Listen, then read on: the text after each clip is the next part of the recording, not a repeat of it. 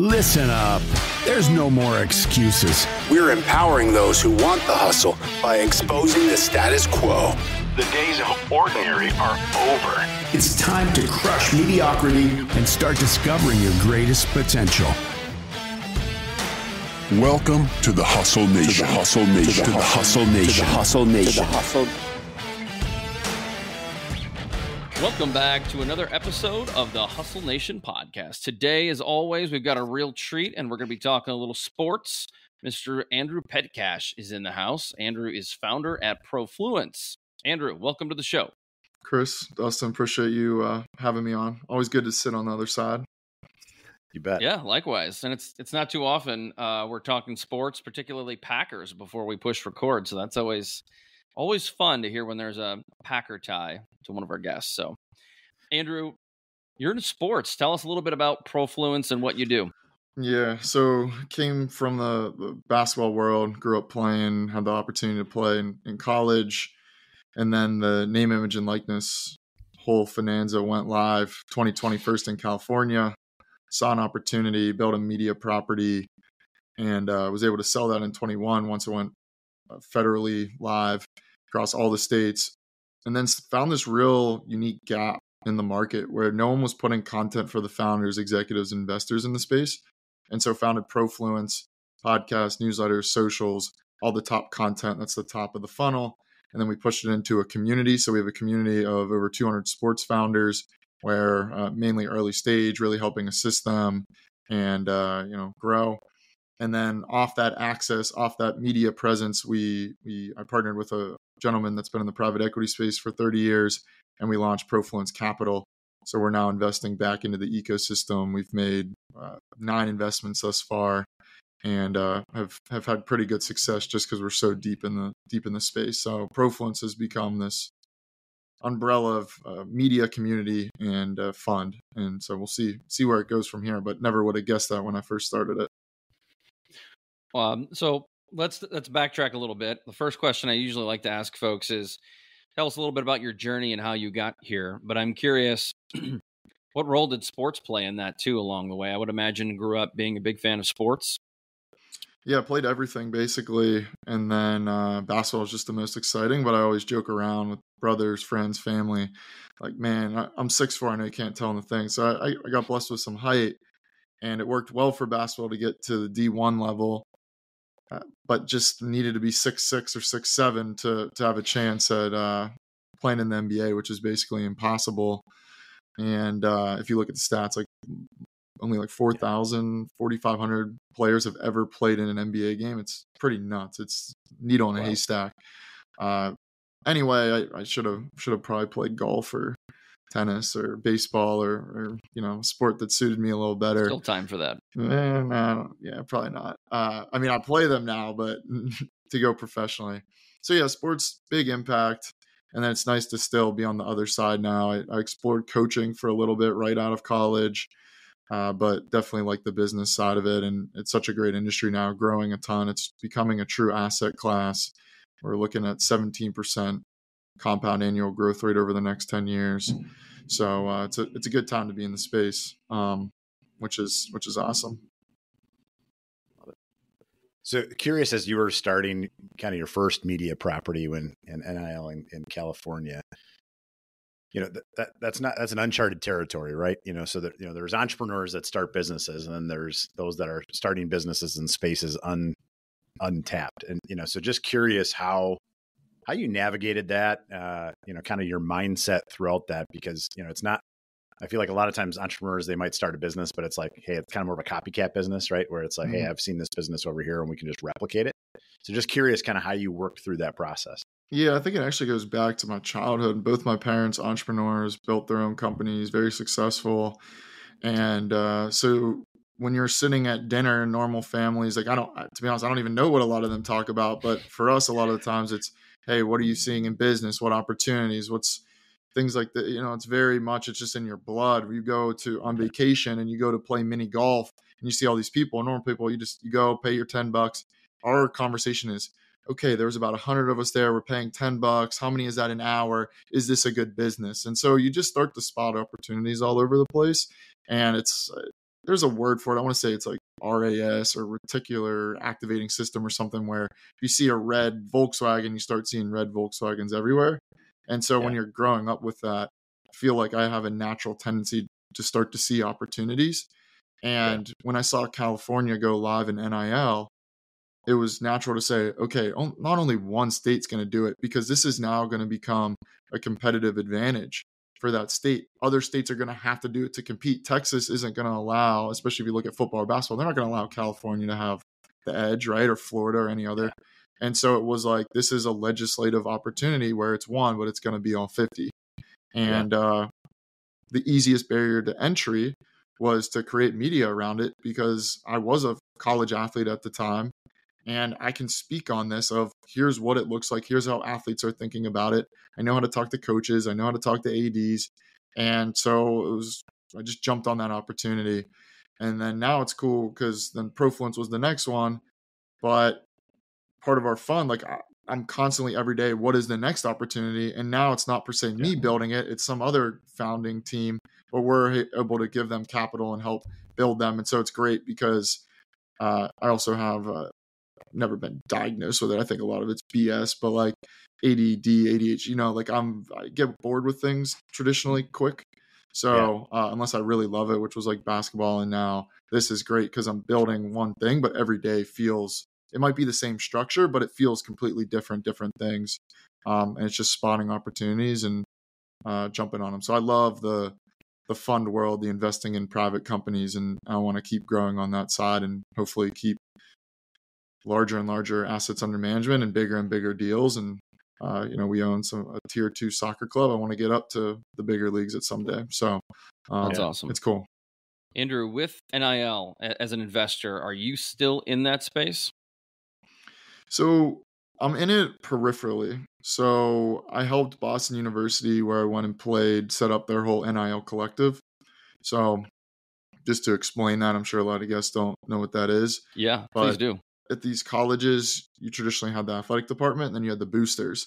And so if you're going to donate money, it's going to go towards facilities or sometimes scholarships. But with NIL and college athletes able to get paid, I call it a loophole. Some people in the industry don't agree with that word, but it's just what it is, is they created these NIL collectives that serve as almost charities or these made up businesses to put donor money, write it off as taxes, and then pay the college athletes so you can make your team better. And we won't go into the weeds on this today, but it's a whole nother hour-long conversation, fascinating about the mechanics and how it works. So part of the next opportunity is these college programs are going to come online. And what I say by come online is they're going to become available to invest in. They're going to become like how you have pro sports team ownership.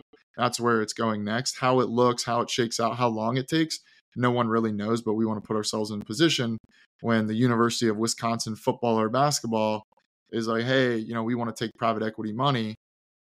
We want to be in position to be able to do some of those. So that's where it's going. So we're looking, but in terms of investments in the space, all the companies built around it, it's too small of a market size.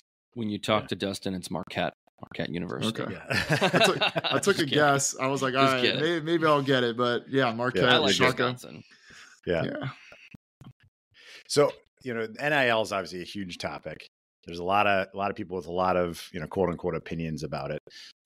For on kind of one side of the coin, people are saying it's, between NIL paired with the transfer portal, college athletics has kind of changed forever. Curious on I was having just a conversation this last week about it. And, I feel like a lot of times because people are pulling those two things together, I think that's what's created the change so quickly. Just curious on what you see in college athletics in the next 3 to 5 years with kind of where we are today and where we're going. So the good thing about the transfer portal is a lot of that has been driven by graduate transfers. So these 5th-year players that play 4 years, and then because they have from 2020, they have the extra, pandemic year that they can add on that the NCAA granted them. But that's gone after this year. So now you're going back to traditionally, unless you get hurt or you redshirt, which redshirting just sort of went away, right? You're going to have 4 years. So that will slow it down a little bit. But at the same time, it's going to keep increasing because you almost have this tiered system now. okay, where can I get in? All right, so I'm just use BU, for example. That's lower mid tier of D1 basketball. Okay, can I go from there, BU, kill it for a year or two, and then transfer to more mid-major, like high mid-major, an A10 school, right? And then can you go do well there and then move up to the power, I think they're calling it Power 5 now, they're including the Big East. Can you get to a Marquette? Can you get to Wisconsin? And maybe you'll get 10 grand at Boston U, you'll get 50 grand at University of Akron, and you'll get 250 grand at Wisconsin. And so we're going to see this shifting. And so there's going to be a lot of interesting things that play out, especially on the legal side of how these contracts are written. Are they long-term? The NCAA is going to start allowing through these big media contracts players to get paid. And so that's where the private equity opportunity we talked about comes into play, because if your team's winning, it's more payouts, which is more, can you put money in and get money out? So yeah, the next 3 to 5 years is going to be nuts, just like the last couple of years has been as well. Yeah. Andrew, when from the outside looking in, I don't know a ton about this. I know enough as an avid sports fan. Right now, it feels like the wild, wild west. And I kind of predicted that this could get a little crazy, get a little hairy in some spots. It seems to me that there are some positives, but it also appears that maybe there are more negatives. That, like, you take a program like University of Wisconsin Green Bay that just got Doug Gottlieb, who I think is probably going to be great for the program. But then even if it is built up, it's never going to be a top tier program. And so they're never going to be able to offer the money that a Wisconsin, or insert any big name here.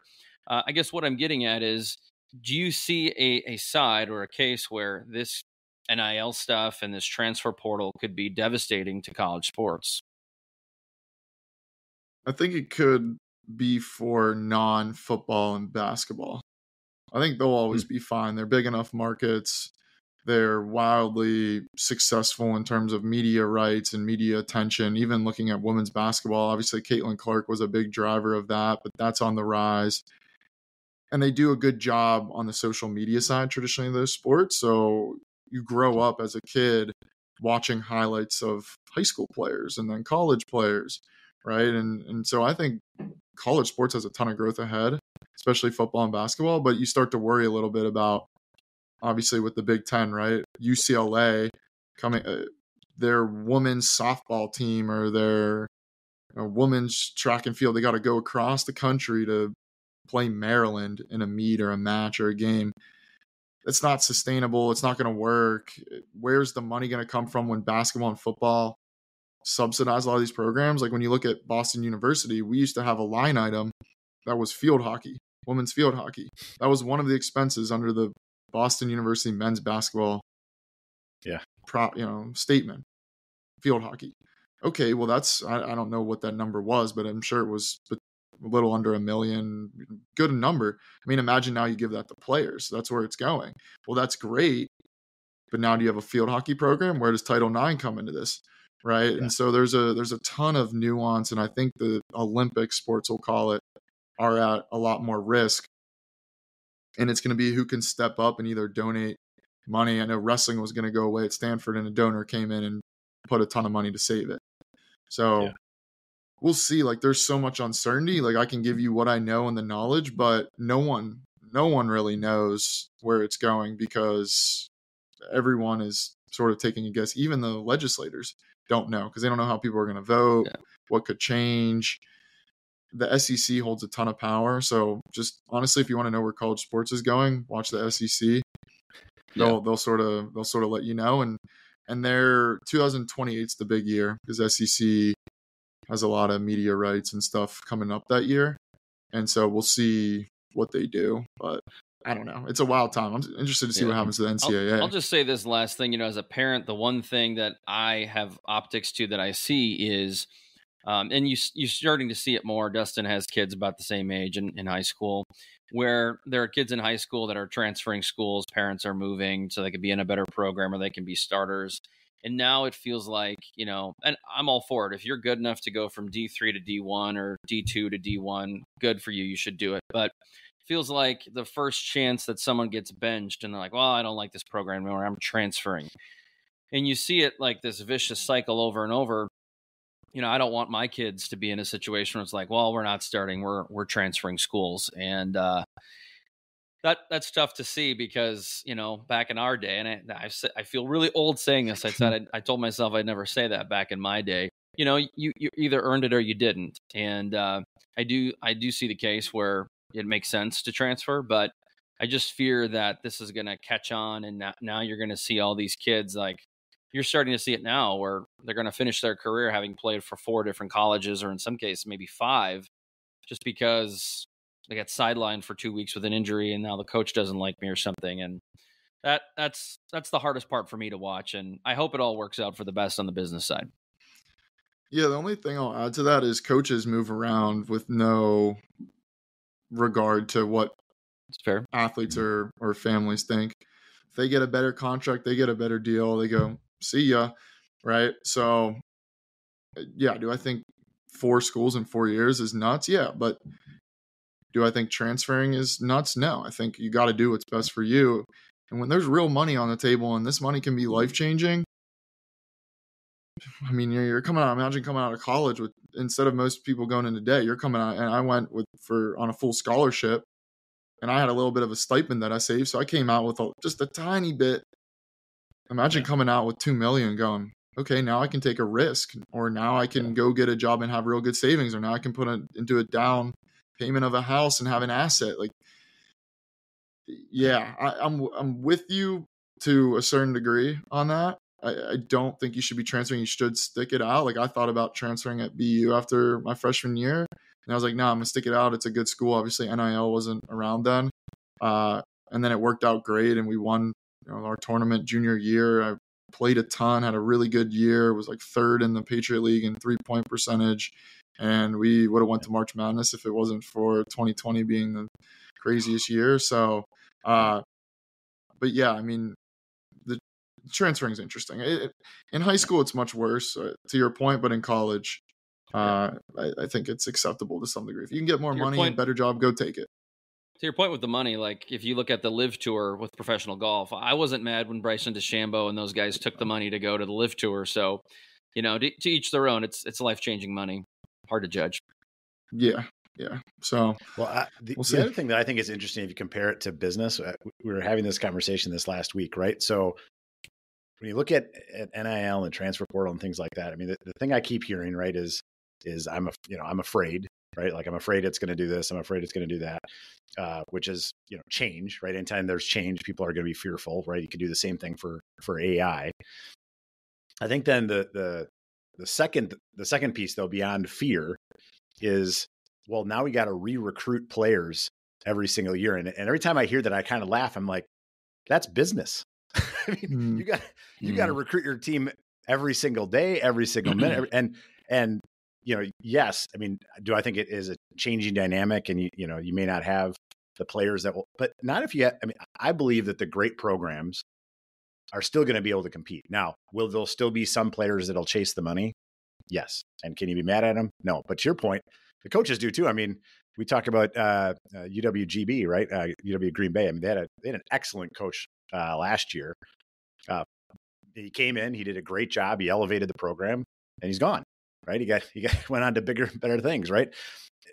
Can you be mad at him? I mean, no. I mean, the reality is he's good at what he does. He wants to elevate. He's gonna move on, and he's probably worked really, really hard to get to that point. So, why would we be mad at him, right? But I do think there needs to be some things around it, just so that it creates some clarity. To your point, I think it would be certainly sad if a lot of kind of non-premier college athletics just went away. I think when I think about the general economy, Andrew, I'm sure you're seeing this and you're investing in companies, right? Like, former collegiate athletes, regardless of what sport they're in, are great talent in the business world, right? Because they know discipline, they know hard work, they know communication, they know being, whether it be part of a team or an individual, right? They have different skill sets. But so just, curious, just as you've been looking at a lot of businesses, investing and obviously growing your own business, what parallels you see between the two? Well, it's cool. Our whole team is made up of former college athletes. So we're all former college athletes that have experience, I guess, kind of besides myself, although the first venture was more media than sports per se, I view it as, in other industries, whether running family offices, whether lawyers or whatever. Our whole team is former college athletes that have done a lot of things outside of sports and then coming back to execute on the opportunity that is now sports and athletics and sports as an asset class. So there's a ton of parallels. And also as you start to get into more of the financial world, you get into the family offices and the RIAs and the institutions, a lot of the main decision makers and people you see are athletes. So it's not just the characteristics that you brought up, but it's also that connection if you've come from that world, because there's something very much to relate to. You can get into the locker room talk. You can connect dots very quickly because the worlds get super small, very, very fast.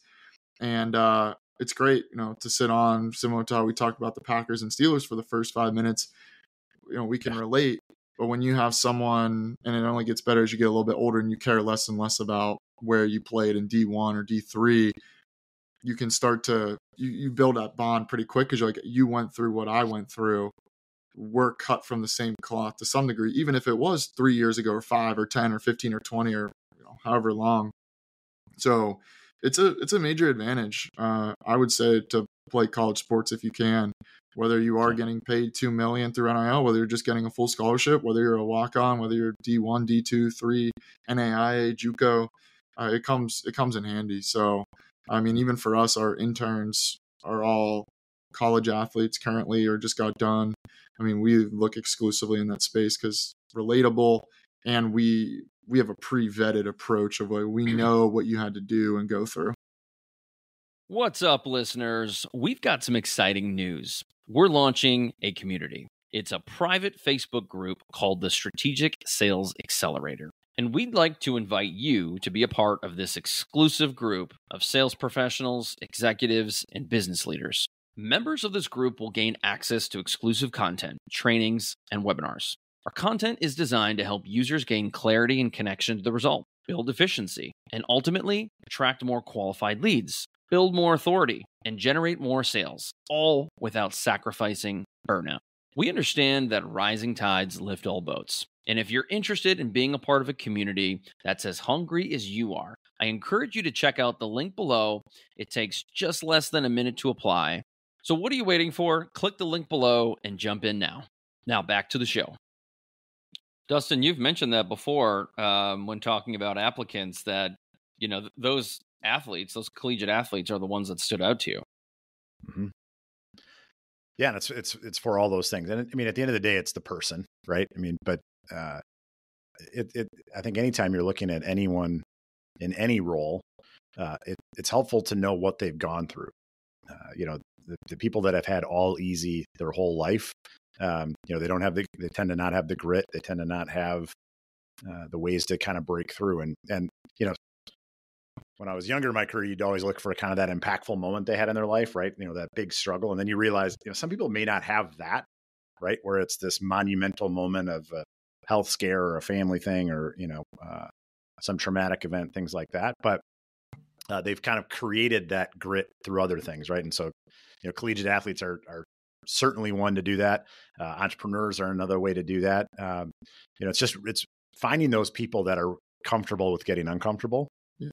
Well, something we joke about, because my brother, he played D1 too in Binghamton in New York basketball. We actually played each other 1 year in college. There was a crossover, which was super cool. But we always talk about like anytime we don't want to do something now, we're like, I can think back a few years to something that was way worse, like 5 a.m. workouts or going to study hall or tutoring or whatever it was. So it's a great thing to compare too. If you're like, man, I really don't want to do this document today, or I really don't want to go do whatever it is in the business world. You're like, this is easy compared to that crazy shit they put us through, at one point. I mean, it's really it's military training. I mean, the bottom line, games are, and I don't know if this is true for all sports, but for basketball, one of the kids on our team, he did it because he was just curious. Games were only 4% of the entire time we played, and play 32 games a year. So it's not insignificant, but of the entire year, I mean, it's everything else, right? It's all just training, right? Strategy, film session, and then you go perform, or you go on your mission, right? So the military and sports, it's the same thing. So Andrew, having the ability to have worked now with so many collegiate athletes and former athletes, what do you see when you compare either the businesses you've worked in or the businesses you're working with the culture? Because there's got to be a big difference between culture, in juxtaposing those two things. I don't have a ton of experience in the corporate world, so that's like a bad relatability for me of anything on that side. But from a call it more startup, early stage, not huge teams, I mean, it's everything. You got your little pack of 5 to 10 or whatever it is, and you can really go, and everyone knows their role, especially if you can find good meshes, right? Like I was in college, I'm that knockdown shooter.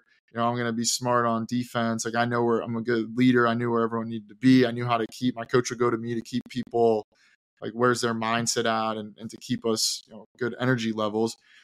And then, Javante, he's on the Spurs now.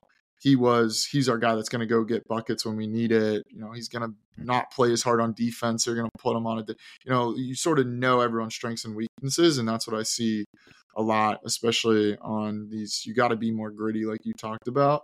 And it's, can you find the complements to each other? It's easier in basketball, right? You have a center and a shooting guard and you try to mesh it.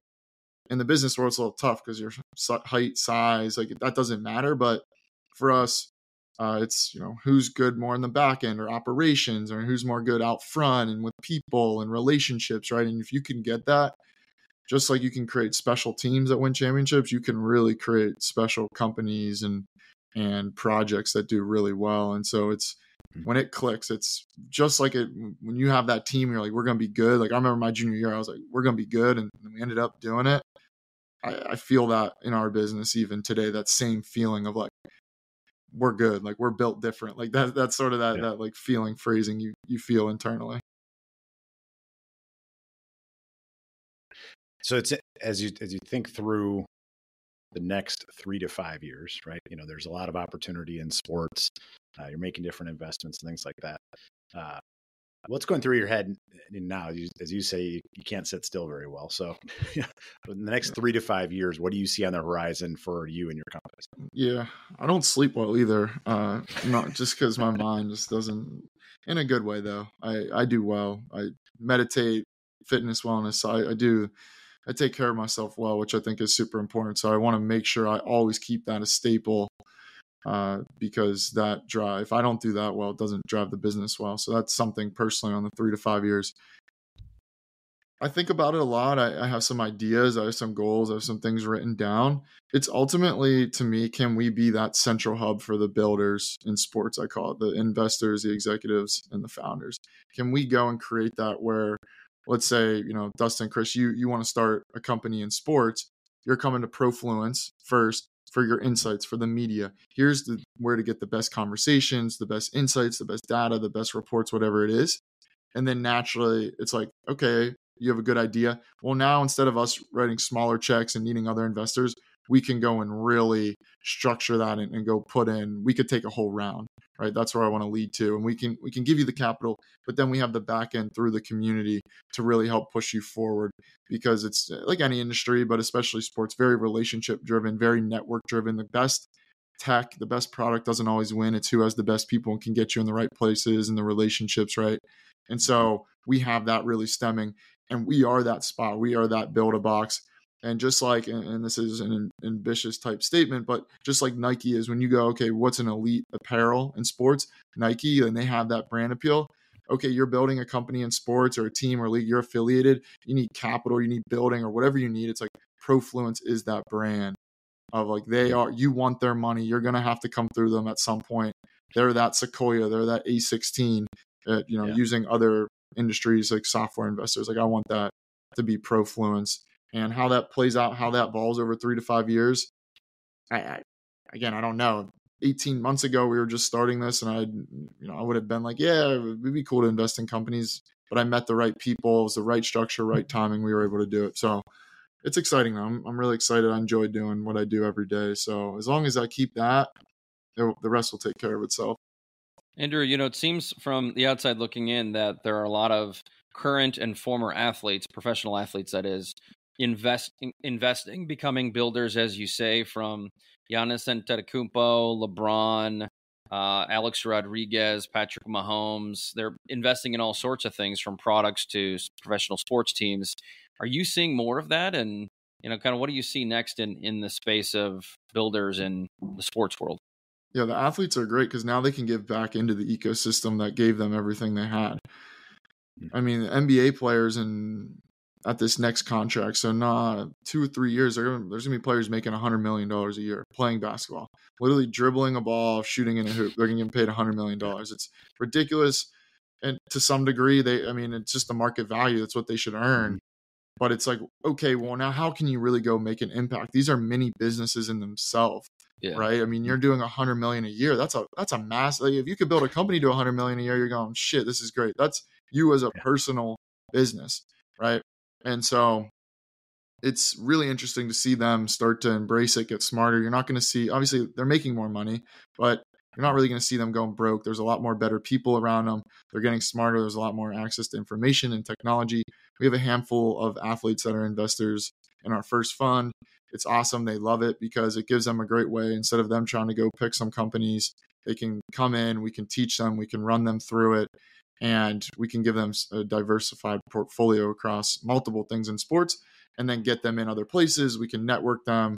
And it's really good to see just the sophistication level.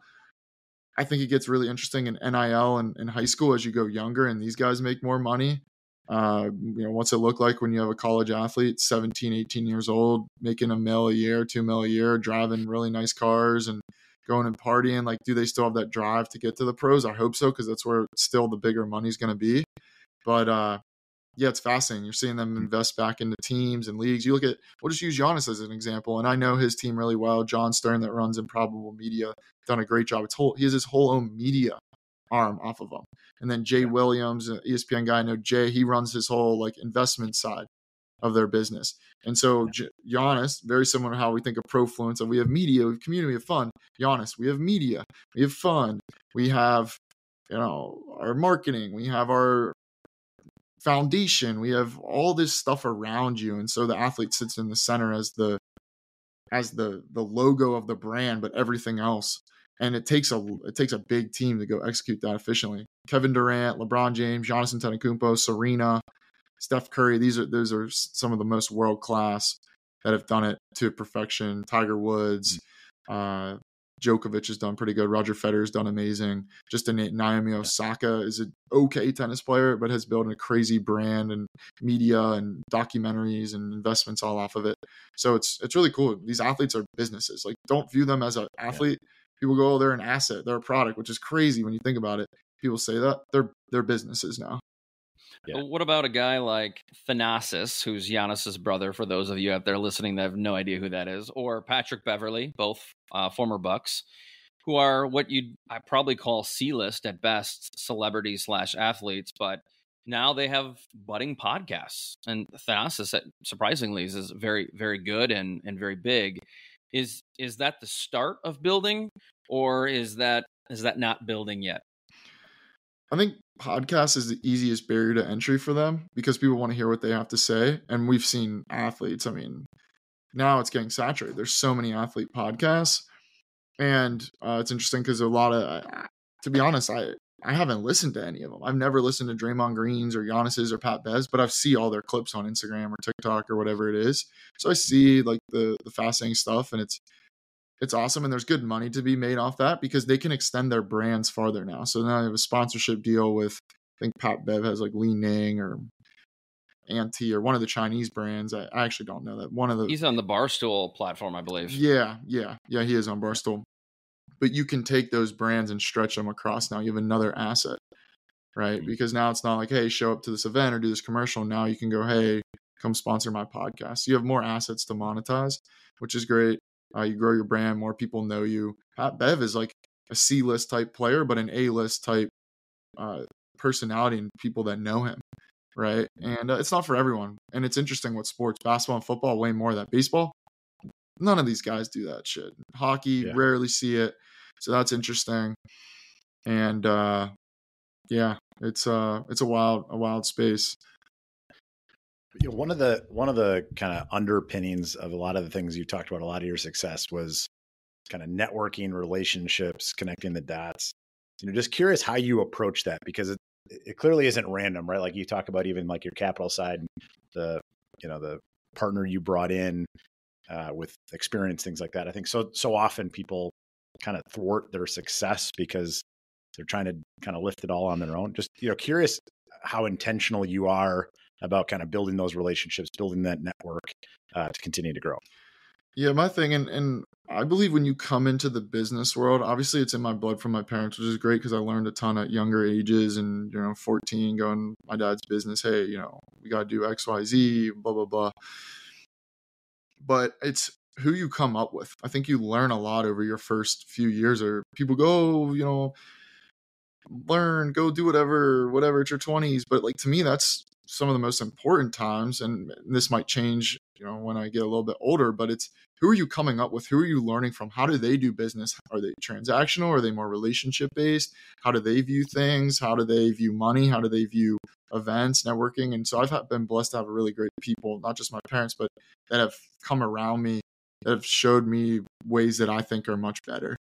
And so that's been awesome. And then to me, I want to go find the best people, right? I don't want to own, actually an NBA player, Thaddeus Young, who I've become close with, told me this. He said, I get presented tons of opportunities every day. He goes, but I don't want to own the whole pie. I just want to own a slice of a lot of great pies. And it's such a stupid little statement and metaphor, but it's so true. Like, I want to own a smaller slice of something great that you can bring the best people. It wasn't cheap to bring in a partner that's done this for a long time, from the sense of ownership. I gave up a lot, but guess what? With him, I got much farther. And it's this statement of, you want to go fast, go alone. That's what I did to start. I went real fast because I was by myself. And then as you start bringing on people, it's like, I want to go find the best. Well, how do you find the best? You gotta go out, you gotta explore. But where it really all starts, and for me, is when you have a media asset, you can reach thousands of people that all it takes is one podcast guest or one LinkedIn post or one newsletter, whatever it is. And someone goes, I got to reach out. And so for me, I've been truly blessed that almost, I'll say 97, 98% of everything I've done has been inbound to me. From billionaires to pro athletes to my partners that have come into the business. It's been, I put out interesting insights. I bring what you want and is helping you. I'm adding value to you. I'm adding value to you by creating insightful things. And you're coming back. And how are you adding value to me? Helping me start a fund, helping me, build community. And then it becomes us. And then it gets super fun, super quick, because then other people want to join. So, not all manufactured, right? A lot of it's just sort of happened, and I've been lucky. I want to dive into that question a little more, because in the professional sports arena, getting access to and growing your network, or just networking in general, can be really hard to penetrate, because whether it's agents or executives or athletes, even former athletes, media folks, it is hard to get into that circle. And even then, a lot of people are very protective of the information they might have of a contact, or inviting you to meet this person or play golf with that person. Have you found that to be a challenge? And if so, outside of maybe what you provided already, what are you doing to continue to grow that? I know on LinkedIn, you're big on adding value. Yeah. So my role is part of it. Yeah. My role on LinkedIn is 90% add value, 10% promotion. Most people flip it. It's every time they do something good, they're telling everyone. Well, now people start to not care. You sort of get that envy, or like you get that feeling like, I don't care what it is. Like you just sort of, even if it has nothing to do with you, completely separate business. So anyway, that's how I view LinkedIn. But for me, for example, I met another sports team owner the other day. Naturally, anyone is going to go, that is a female, that she can do a lot for me. That's a natural thing most people are thinking in their head of, she can do a lot for me. She has a lot of money. She has a lot of connections, a lot of network. She's in sports. She's global. But I view it as, okay, I know that, but what can I do for her? Because everyone else is asking what she can do for them. I've sent her 4 decks of companies. She's now diving deep into one she finds interesting. I'm texting her random things. She helped produce a movie a long time ago. I did a little research. You got to do a little research. I shot her a text. Hey, that was one of my favorite movies, which it actually was, which made it even better. And now I'm just constant. I introduced her to 2 other people. I'm like, yo, I'm just helping her. Let me help her. Let me build her initiatives. And I know that'll come around, but it takes time, right? Because most people, their natural survival instinct. So I got to make money. You got to make money. Like we bootstrapped this thing. We didn't do really well right at the beginning. And then it just starts really clicking because now I have all these people. Anytime I text them or call them, they'll answer because they know most likely that it's going to go both ways and I'm not asking them for something. So again, I'm not perfect. I don't claim to sit here and know all the answers to everything. And I make a lot of mistakes, but that is one thing. And that was a really relevant recent example of just how I think about things, but it's how I was brought up in the game. The people that taught me that way. If I was taught the other way, I might have treated it completely different. It's probably connected weirdly somewhere back to your parents when they would have these conversations at dinner about, just getting your brain thinking about business and the economics of things. And I think anyone that I know who's grown up in business realizes that, and got to distill it down to this one thing is sales is based on relationships. The more relationships you have, the bigger your network, the more sales you typically have. I mean, not always, but Yep. that's a very, very common core value in business and business-minded people. Yeah. So I want to give you one. I think you guys and the audience will appreciate this. So my dad's in the medical space, owns his own practice. And this is where discipline, he was a former college athlete as well, comes into this. Every night that I've been alive, he calls his patients and to check in on them. Every single night, him personally, he's done that since he started his business. And I'm assuming he obviously still does it. But like no other doctors do that. No one does that. He takes care of people, whether it's the simplest thing to the most comprehensive. He personally has his assistants write up a sheet and he calls them, from a star. So he doesn't make sure they don't have their cell phone number because he doesn't want to deal with that. But he literally calls them and goes, hey, I just want to say thank you for letting me take care of you. Yeah. What do you need? If you need anything, call the office. Then, some people ask questions. Hey, I'm having a little pain, whatever. Hey, because I always remember when we were younger, we were going to basketball practice, whatever. He's like, he'd pull out the list. Like, hey, Andrew, start dialing for me. And we were always like, no, like, but like, there's just like things like that. That's discipline. He's doing it every day of the work week. And then that goes a long way because the referrals, word of mouth. I mean, last time I talked to him, he said, I'm booked through a whole year. I need to do nothing, no marketing, nothing. It's all word of mouth because over however long he's done it, it's just that really carries. It's incredible. Care about your people, care about your customers, take care in what you do. And I just don't know why more people don't talk about that, more business leaders and more successful folks. But I love that. And it's cool now because I'm in a position where I know enough where I can give him little things. So like so he, belongs to a country club and he likes to golf, and that's how he sort of dials back. He also his side thing, he coaches the high school basketball team. Like he's constant, like all day, every day type person too. So anyway, this is really cool, but he doesn't need to do it. But I saw this one time. I was like, because he uses ball markers for golf, and a lot of people use poker chips. I was like, what's it cost? $300 to print, Dr. Petcash with your phone number, oral surgery on a poker chip. And so we went and did that. And so now the whole thing at the country club is like they're everywhere and everyone uses them. And his advertising is because people love them as golf markers. And it's like, it's just cool like now to do fun things like that. And we test things out. And it's cool when it goes now, like I can actually look at his business and be like, hey, do you think about this? What about this? Again, those are, I don't know what most people talk about. That's a lot of what we talk about when we have, July 4th parties and get-togethers now. Love it. Great story. I love that when we can go deep into kind of how you've become the person you are. A lot of it has to do with your family, specifically your parents.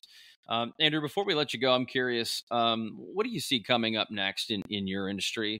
A lot of what you do, it sounds like, is tech and also working with athletes and professional sports organizations. But outside of NIL, which I think we've discussed, what else is going on in the world of sports that you're excited about or we should be excited about? Yeah, sports as an asset class is a real thing. So again, it's becoming more democratized.